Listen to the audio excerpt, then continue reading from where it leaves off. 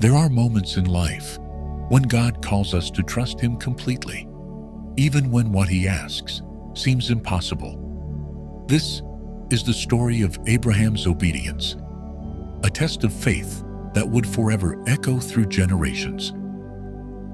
One quiet morning, God spoke to Abraham. "Abraham," He called, and Abraham replied, "Here I am." Then came the command that would pierce any father's heart. "Take your son, your only son, Isaac, whom you love, and go to the land of Moriah. Offer him there as a burnt offering on a mountain I will show you." Imagine the silence that followed, the weight of those words.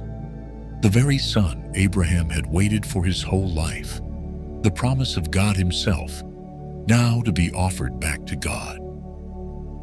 Early the next morning, without hesitation or argument, Abraham obeyed. He saddled his donkey, took 2 servants, and brought Isaac.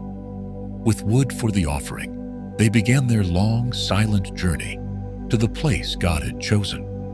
For 3 days, Abraham walked, step by step, heart heavy, faith unwavering.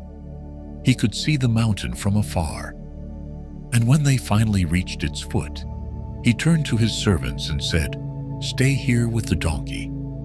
The boy and I will go up and worship, and we will come back to you." Notice his words, "We will come back." Even in the face of sorrow, Abraham's faith whispered, "God will make a way." As they climbed the mountain, Isaac broke the silence. "Father," he said. "Yes, my son," Abraham replied. "We have the fire and the wood, but where is the lamb for the offering?" And Abraham answered, "My son, God will provide for Himself the lamb." Those words carried both faith and pain, a trust in the unseen, a belief that even now God had a plan. At the top, Abraham built an altar and arranged the wood.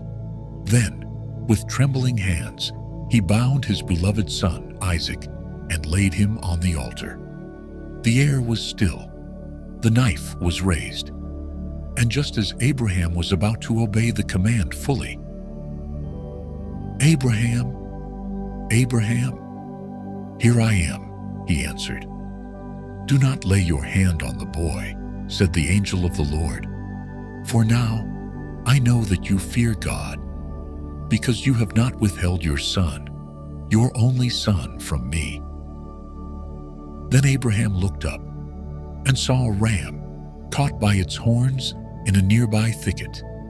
He quickly took the ram and offered it in place of his son.